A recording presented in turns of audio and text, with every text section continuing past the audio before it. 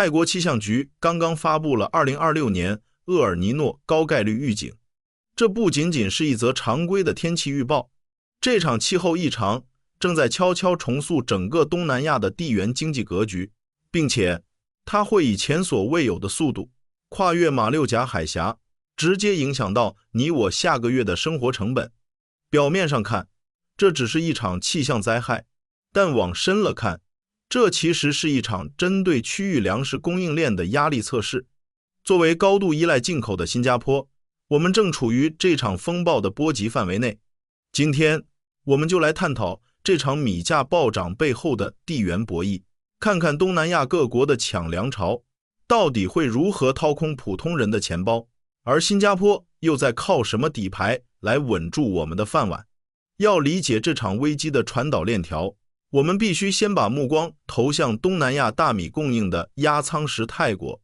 大米是一种极度消耗水资源的作物，泰国的降雨量可以说直接决定了整个区域市场的供给波动。根据泰国农业经济办公室给出的最新预测，受厄尔尼诺现象影响，2025至2026年度的泰国稻谷产量预计将大幅下滑至3544万公吨。这个数字意味着市场上的流通量会出现肉眼可见的紧缩，供需失衡的后果已经显现。越南与泰国的大米出口价格近期已经出现了 10% 到 17% 的显著涨幅。这种涨幅并不是短期波动，它在联合国粮农组织的大米价格指数上已经留下了连续3个季度的上升轨迹。对区域内其他国家来说，这或许只是贸易结算单上的数字变化，但对于超过90%粮食依赖进口的新加坡而言，源头的减产会毫无缓冲地转化为输入性通胀。当 NTUC Fair Price 货架上的白米进货价被推高，这种成本压力最终必然会分摊到每一个普通家庭的日常开销中。从产地干旱龟裂的稻田，到我们餐桌上的主食，气候危机向核心通胀的传导，比多数人预想的还要直接和迅速。那么，面对这种明确的减产预期，周边的邻国们都在做什么？2023年，印度作为全球最大的大米出口国，突然宣布禁止非巴斯马蒂白米出口。这一纸禁令直接导致全球大米价格在1个月内暴涨超过 20%， 让整个供应链陷入了剧烈的恐慌。那次事件给所有粮食进口国上了一堂极其残酷的现实课。在气候危机与国内通胀的双重压力面前，原本平稳的国际贸易规则是极其脆弱的，任何大国都会优先保全国内市场。如今，面对2026年确定的厄尔尼诺威胁，东南亚各国显然已经彻底抛弃了幻想，纷纷开启了防御性囤积模式。我们来看看2组极具代表性的动作。首先是马来西亚，其农业部近期将大米战略储备周期从常规的3个月一口气拉长到了9个月，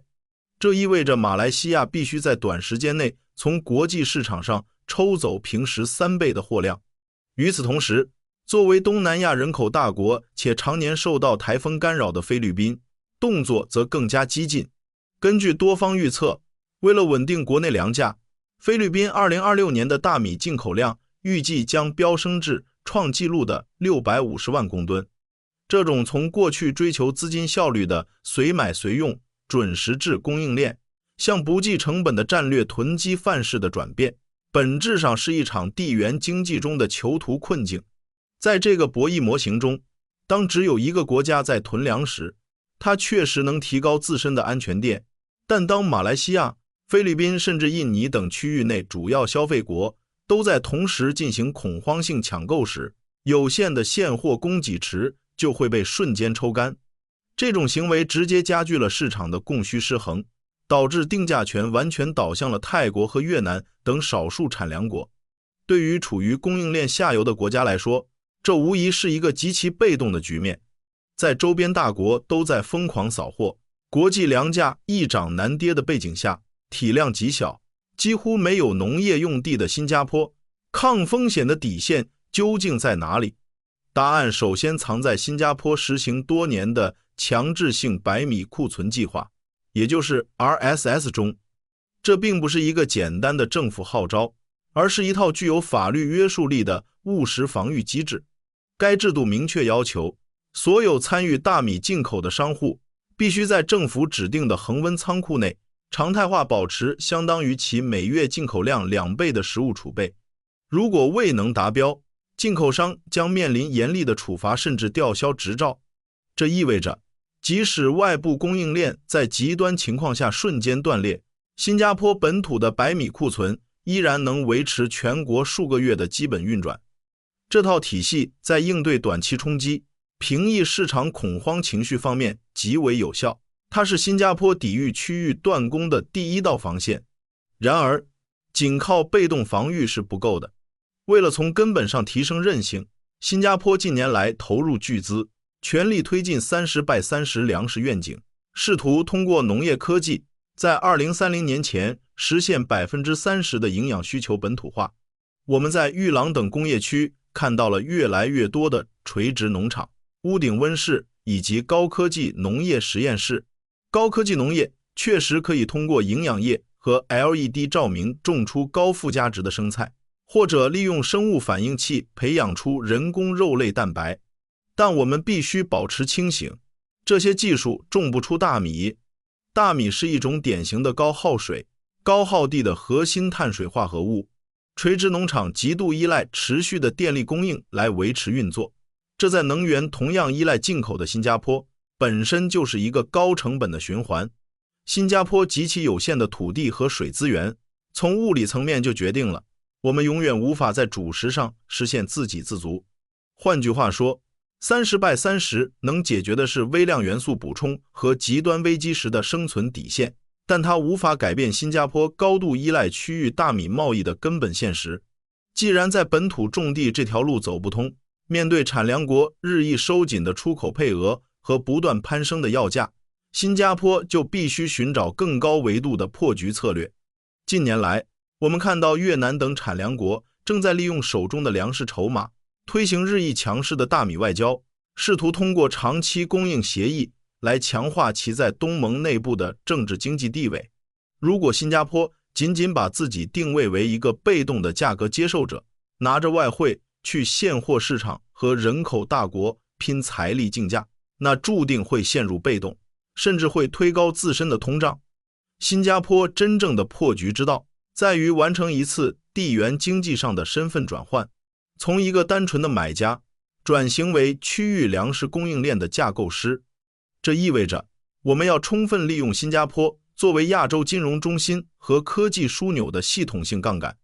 产粮国虽然拥有广袤的土地和充沛的劳动力，但他们在面对气候变化时，往往缺乏提升农业效率的资金，以及应对极端天气的先进技术。这正是新加坡最核心的筹码。通过淡马锡等主权基金以及各类农业科技企业的出海布局，新加坡正在向泰国、越南或印尼大规模输出先进的农业科技、成熟的海水淡化与水资源管理经验，以及强大的资本投资。作为回报，新加坡顺理成章地拿到了稳定的远期供应合同，甚至锁定了特定产区的优先采购权。这种以技术换粮食、以资本所产能的深度捆绑策略，才是真正的高维战略。它让新加坡跳出了单纯的买卖关系，在东盟经济一体化的框架内，实质性地嵌入了产粮国的核心利益链条中。只有成为规则的参与者和供应链的共建者，新加坡才能在区域粮食定价与分配的博弈中夺取属于自己的话语权。粮权即国权。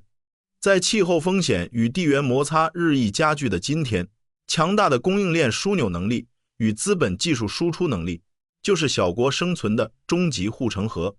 2026年的厄尔尼诺或许会在短期内推高我们的生活成本，但这更像是一场压力测试，考验着东盟经济一体化的韧性，也考验着新加坡的战略定力。宏观数据的变化，最终都会落在每个人的账单上。如果你喜欢今天这期的地缘经济分析，请订阅频道并打开小铃铛。我们下期节目再见。